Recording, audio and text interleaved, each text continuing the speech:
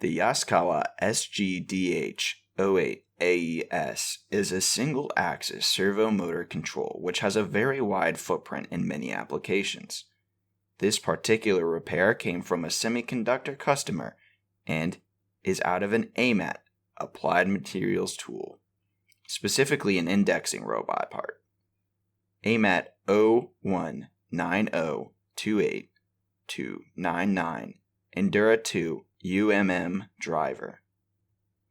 This servo drive was completely rebuilt, and the output transistors were replaced before it was tested.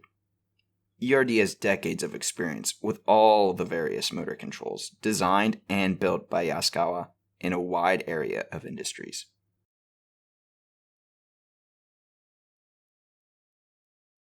Thanks for checking out the video. Subscribe to ERD TV for more videos of our repairs.